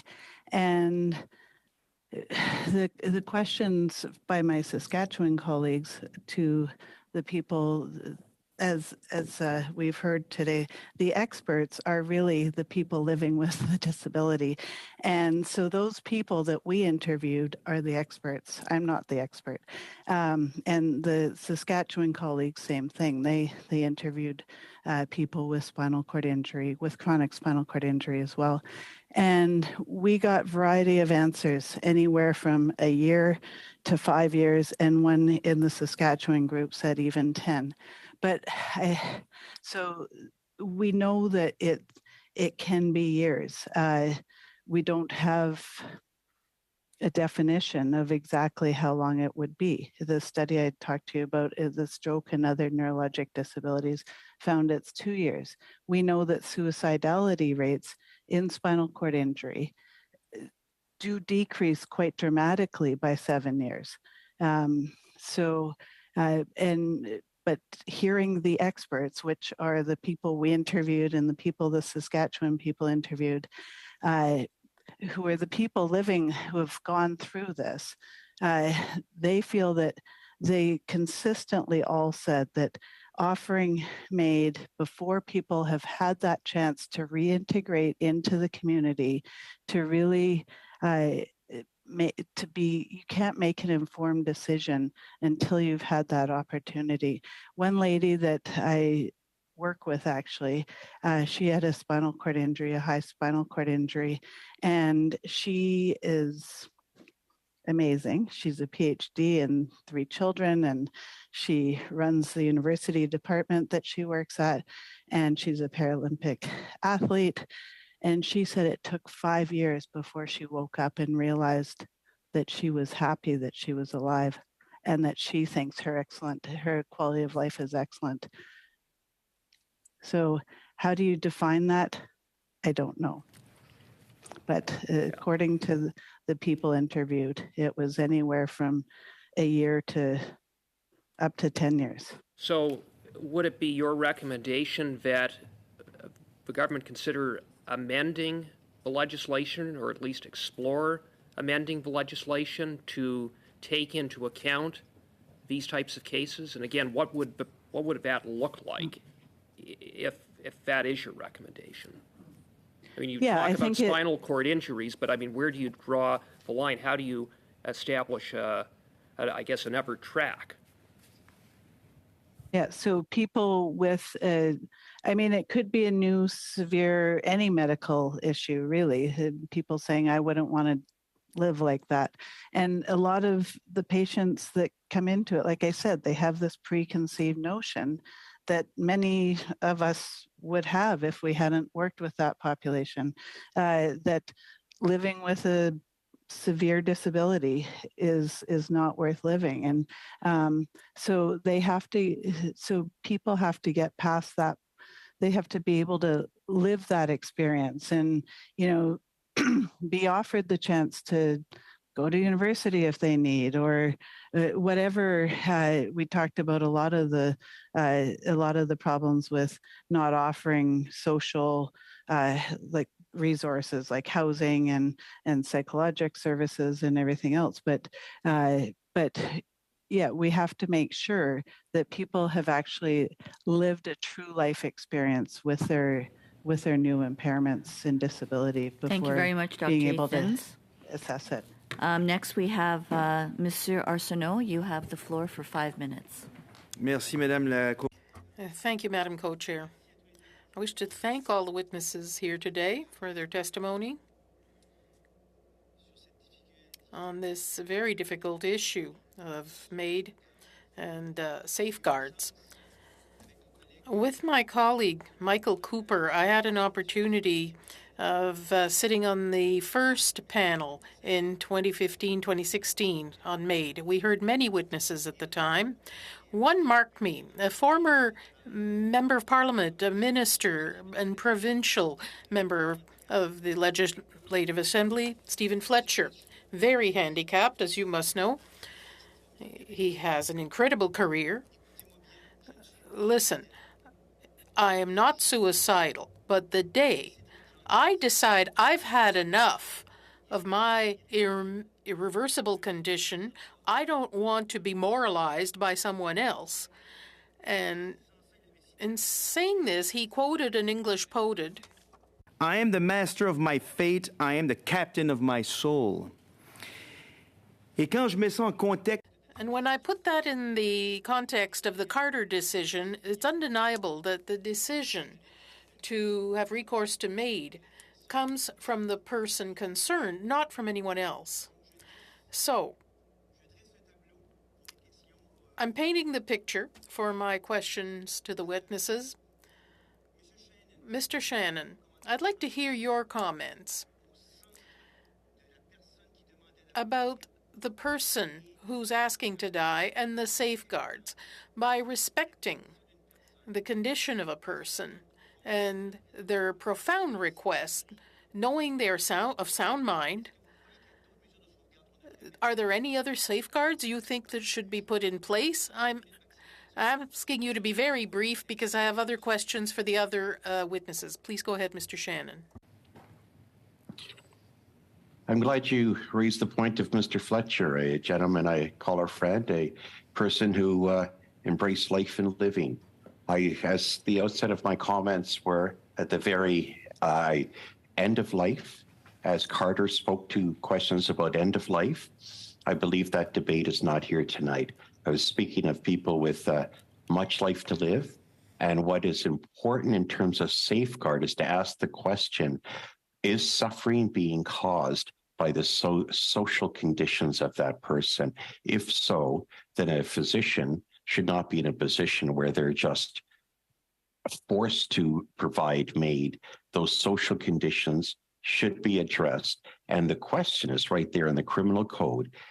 If it's remediable, then MAID should not proceed. These are the safeguards. If it's remediable, then it must be a reciprocating relationship and the conditions remediated. Merci, merci beaucoup. Thank you very much, Mr. Shannon. That's very precise. Ms. Effens, you talked about this young patient that you treated. One of your colleagues had said he should be taken off the ventilator because he would have an impossible, difficult life. Were you talking about a process of MAID when this, was there a request for MAID when this happened? No, thank you for asking that. So, sorry, I should have clarified that. My point was to show you that. No, pardon, madame. No, I'm sorry, Ms. Evans. I have very little time. My question is this. In the example you gave us, was this a request for medical assistance in dying? No. Maintenant. Okay, now, so the question that follows, would you or your colleagues who knew this doctor who has made this suggestion, was any code of conduct complaint made against that doctor? No, it wasn't a code of conduct issue. The ICU. We're getting back. The ICU doctors have to make counseling decisions with patients every day, and so they have to, help patients and family members realize what is going to be, worth keeping someone on a ventilator. Thank you, Dr. Evans. I have very little time. I want to put a question to Mrs. Britton. 20 seconds, Madame Britton. Is safeguard when we put the patient in the center of the asking for a MAID? Is there any safeguard that we should put in place for people that are heavily handicapped? I think that the only safeguard necessary is to inform them of all the options so they can make informed decisions. Without knowledge, without understanding and education, they don't know all the facts. They need them in order to make an informed choice that is best for them. Okay, merci. Merci à Thank tous you les very témoins. much. Thank you to all the witnesses. Leo, you have the floor for 5 minutes. Merci beaucoup. Thank you very much. I thank all the witnesses. I don't know if I'll be able to put questions to each of them, but I did greatly appreciate the testimony. I'll start with Mrs. Evans. If I was 25 and I had a high spinal injury, I'd be reassured to have you as a doctor. Do you have the impression that what you're describing, for example, the fact that it's only up to the patient to decide on his quality of life, you were talking about that whole adaptation period. Don't you think that all that is part of best medical practices to manage these kinds of spinal injuries? Et qu'une pratique And a practice that goes against what you described would be questionable from an ethical point of view. So thank you. And I mean, as a physiatrist or physical medicine and rehabilitation specialist, there's lots of people that deal with spinal cord injury in a rehab center like me that would have the perspective that I have. However, it's the acute care healthcare professionals that have their preconceived notions, and I believe it's because they haven't had the opportunity to look after people with chronic severe disabilities that live out in the community. And so, and there's studies that show that physicians, if physicians are asked what people's quality of life would be like, they rate the people with disabilities quality of life quite low. That's a general physician. When I'm talking about my colleagues, like that's their job. They deal with people with disabilities. But when you ask the patients or the people with disabilities what their quality of life is, especially with spinal cord injury, it's rated quite high. Mais il y a à éduquer des gens dans tous les milieux. But there are people in every kind of environment. What you're saying is that should be best medical practice. There are people who are not experts like you in that field and who may have certain prejudices, but they are not the ones who will have to evaluate your patient someday, who may, after having experienced all the interventions outside of a suicidal framework. All the people who came here indicated that suicidal frame of mind excluded patients from these cases. Now, Mr. Shannon, do you consider yourself a vulnerable person? I'm now 41 years post-injury. I can speak to the first 2 years. I was highly vulnerable.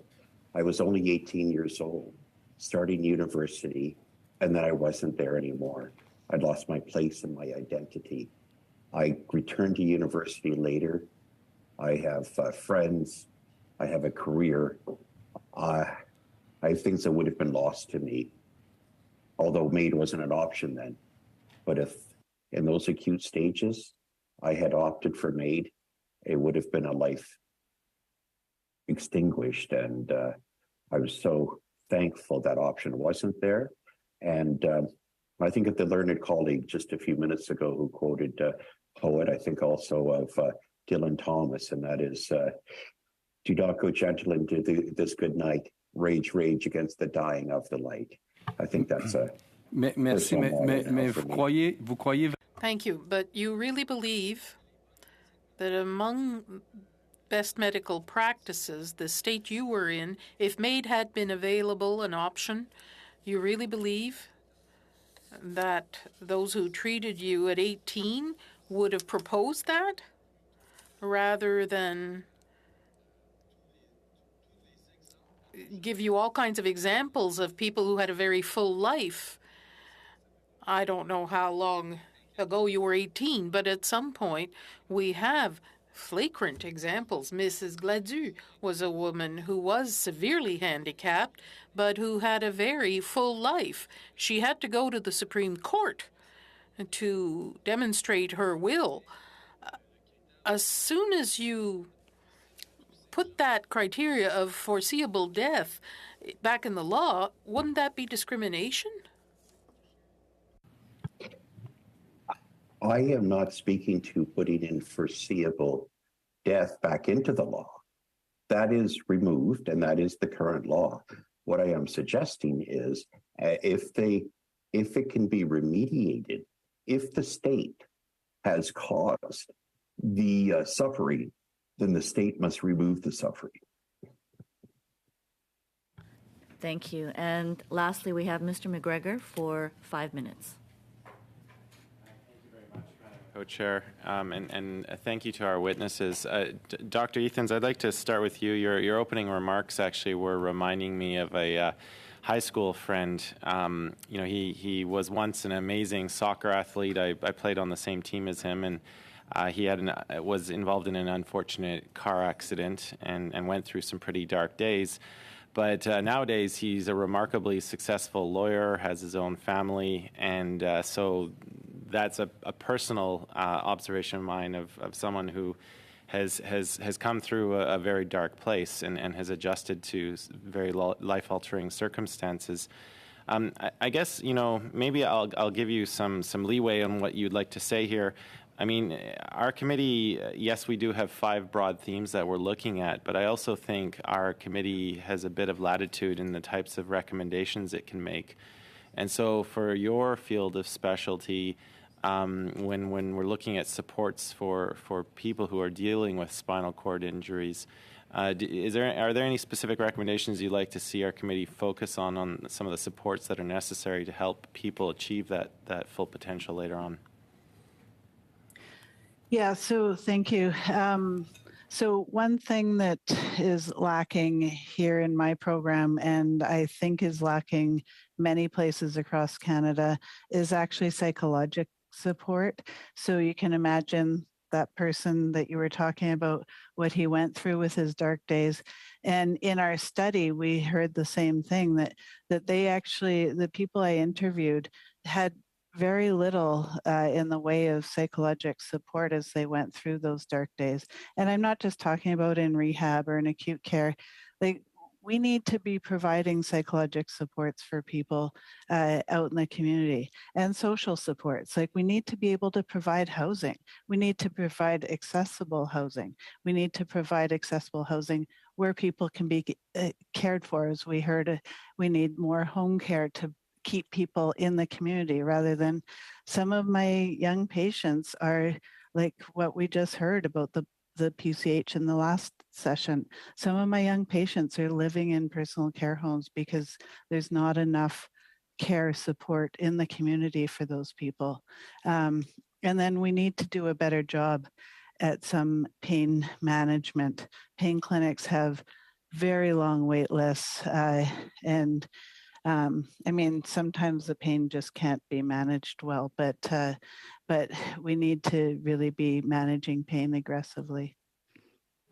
Thank you for that. Ms. Britton, I'll turn to you. I actually appreciated the perspective you brought with your opening remarks, looking at you really centered on a person's autonomy and their ability to make a choice. It's their decision.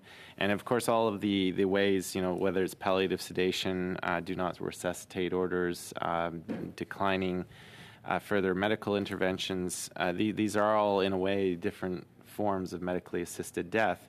When we've been looking at the issue of protection for persons with disabilities, like often, we're struggling with that theme of a person's autonomy, but it being constrained by the social conditions that they find themselves in, the dire poverty, the lack of economic supports, lack of housing, and, that theme of really focusing on a dignified life before someone can actually make a decision to get a dignified death.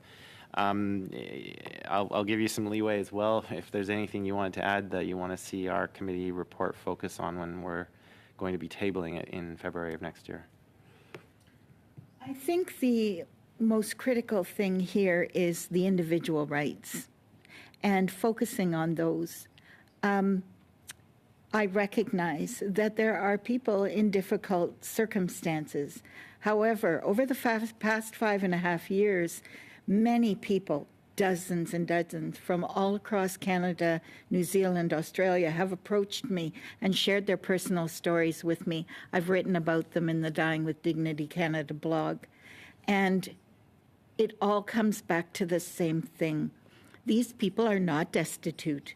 They have homes. They have the means to live a life with all the necessities. However, it is an individual choice. There comes a point where your quality of life is so poor that there is no desire to continue. And that is critical. It's the individual making the choice. It's what's acceptable to them. No point in the doctor saying, well, I think you've got another good 3 or 4 years ahead. If you just wait a few more years, you'll feel differently. That's not the point. The point is, I feel that way right now, and it is my right.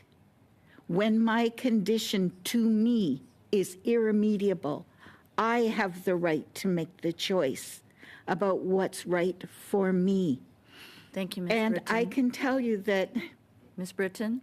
Yes. Thank you very much. We are over time. I apologize. So, no, not at all. I could go on all evening. Yes. I do apologize. No, please don't apologize. It's very tight, all these time limits. So, Mr. Co-Chair, I'll return it back to you for the round of questions from the senators. Thank you, and we'll begin with la sénatrice Mégy pour 3 minutes. Senator Mégy for 3 minutes, please. Thank you, Mr. Chairman. I thank the witnesses. My question is for Dr. Ethans. I'll pick up on what Mr. Thériault said. It's a classic. Most of or all the expert witnesses told us that depression, acute crisis, suicide, we're not talking about MAID then. That's the case of your patients when they start out in a rehab center. But I would say after their rehabilitation, when they live in the community, many of them wanted to live. But there are some who, after many years, think that life is difficult. It's hard to go on for all kinds of reasons. They may find their life intolerable at some point. Do you believe that they are in a position to ask for MAID then? And then, the professionals who evaluate them, do you trust them? Do you trust these professionals to determine whether the person responds to all the criteria necessary? Okay, so a couple of things there. So, yes, so when someone has lived in the community, they've lived their life with spinal cord injury. I mean, I've talked to patients. I have some of my patients that have applied for MAID, and some of it have qualified but put it on the back burner. They just want to leave it there in case. And one fellow's lived with his spinal cord injury for over 50 years. He's quadriplegic, and he just wants it on the back burner in case he decides at some point this is too much. And he's definitely able to make an autonomous decision, well-informed. He's lived with us for a lot of years. He knows better than anybody. Now, do I trust the people? So in my province, the lead physician in charge of MAID is excellent. And so, so I trust her and I've talked to her about all this, that people in the early days, before they've realized what it's like to live with their disability, that they can't make that informed choice, and she agrees with me. So I'm glad that I've got her in this province and that I can trust her to do that. Does that answer your question? Merci, Sénatrice Mégy. Thank you, Senator. So we'll now go to Senator Kutcher for 3 minutes. Thank you very much, Chair, and thanks to the witnesses. I have a couple of questions. First for Dr. Ethan and then for Ms. Brittain. Dr. Ethan, you really have highlighted the importance of highly trained MAID assessors. And you just talked about someone in your province who is highly trained and is understanding the issues that you talked about. I'm sure you're aware of the training program that is currently being developed and accredited by the Royal College, the College of Family Physicians, and the Canadian Nursing Association. And not everybody that requests MAID receives MAID. So the crux here is the assessment, the quality of the assessment. Now, would you agree that if the MAID assessors are properly trained to assess an individual with a spinal cord injury, such as the person you talked about, they would be able to conduct a proper and thorough assessment of the issues? Yeah, it's just the control of it is, and I can't say that everybody that, if somebody gets asked to see somebody that's asking to die in the first several months of their spinal cord injury, even if they've gone through this course, I don't know if that, and, as David Shannon said, yeah, we have to. Just a sec. I'm sorry. We only have 3 minutes. How many cases do you know of for persons with a spinal cord injury has actually received MAID within 90 days of their injury? So I don't know of anybody in my okay, well, province. That's I know good. of one in another I'm sorry, province. there's just so much time. Ms. Brittain, not every person with a disability struggles to obtain needed services. Some do, but not everyone, and some are very financially well off. Should people with a disability be denied access to MAID simply because they have a disability? No, under no circumstances. So you would think that there would be circumstances where individuals who have a disability should be able to access MAID? I think anyone who has a physical disability has the right to access MAID. I'm sorry, I'm not understanding the question. We've heard concerns that people with disabilities who don't have housing and other support services may sometimes feel that they need to access MAID because they can't get those services. But there are some people who are disabled who are financially well off and don't have that problem. So do you think that second group should be denied access to MAID?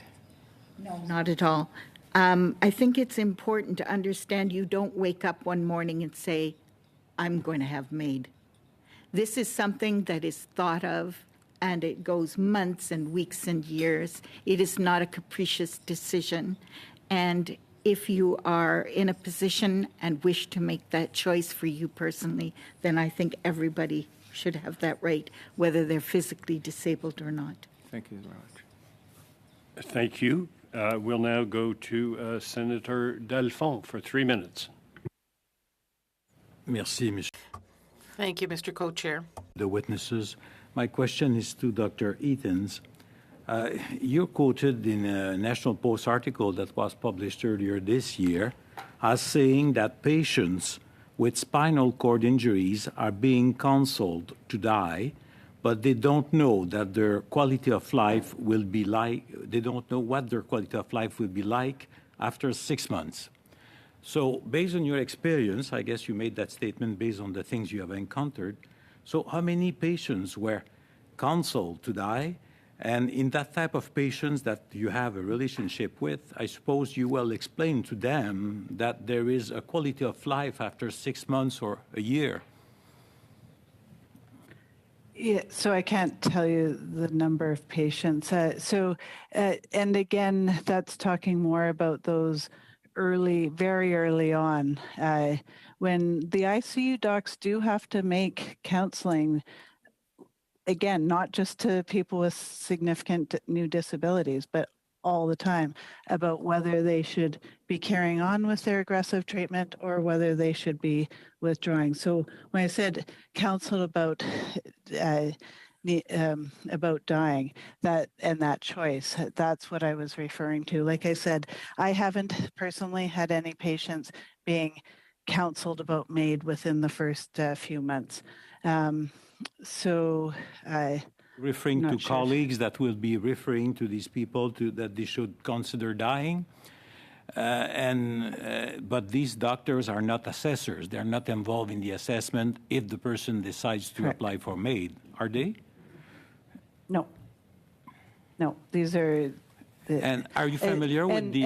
And MAID assessors aren't counseling people to die. I mean, they're So you're referring to some colleagues that practice in the same hospitals as you, for example? As I was saying, I'm talking about the acute care very early on. Yeah. So people have to make those counseling. They have to counsel people about these things every day, and not just about. And if they consult to a patient to die, what does it mean? That the advice to the patient is to apply for MAID? No, as we heard from our other witness, there's many ways to die, and one of them is to withhold treatment. And so in the ICU, the doctors have to counsel patients all the time about how, whether we carry on with aggressive treatments or whether we back off and basically pull the plug on the ventilator. I think this is very important because I think you said also that MAID was a death serum, but in such case, it's not an issue about MAID. It's about the way the relationship between the patients at the intensive care unit and the doctors. Thank you. Okay. Very quickly, if you wish to comment, Dr. Ethans. I was just going to say it's the perspectives that are given to people in the acute care that they will take with them as to what their life value is worth, and that if it's not the appropriate perspective because they don't know what people will live like in 5 years, then as I said, it's a preconceived notion that people bring with them to their injury, and their healthcare providers bring with them, and their loved ones often bring with them. So it's not really necessarily about. It's putting them in that mindset so that that person, even more so, wishes to die. Like we've heard that many people in their first several years wish to die, and my point was just to compound why many of these patients wish to die, because they feel they have low worth now that they have their severe disability, because that's their preconceived notion. We'll now go to Senator Martin for 3 minutes. Okay, first of all, thank you to all of our witnesses. My question is to Mr. Shannon. In your testimony, you said Section 241 1C states that a grievous and irremediable medical condition will make a person eligible for MAID. Canadian human rights legislation and the Supreme Court states that physical and mental conditions are personal affects to be protected from human rights abuse in a manner no different than race, sex, gender, religion, and many other grounds of discrimination. So I would like for you to elaborate further on this point that you made during your testimony.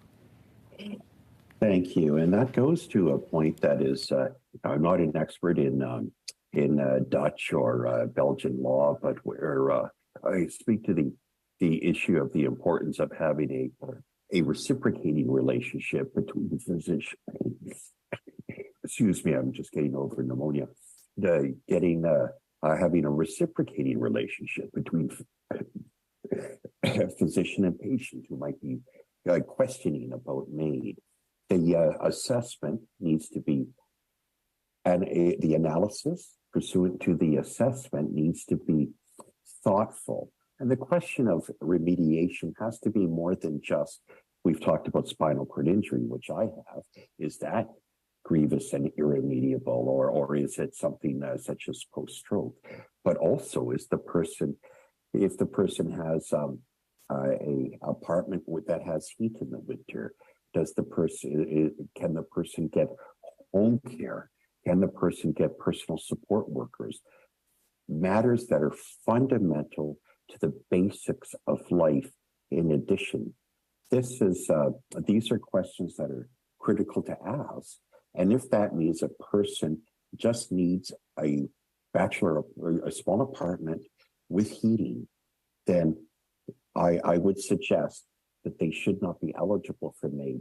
The real sad story in Canada today is that people are getting MAID because they're unhappy with the circumstances of their life, not because of their medical condition, and that's un-Canadian.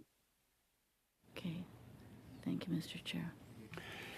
So thank you very much, and that brings panel 2 to a close. I'd like to thank our witnesses tonight, Ms. Britton, Dr. Ethans, and Mr. Shannon. Thank you. We're very grateful to you for expressing your views and of course, answering our questions. We're, as a committee, seeking clarification so that we can make the right decisions with respect to this extremely important issue.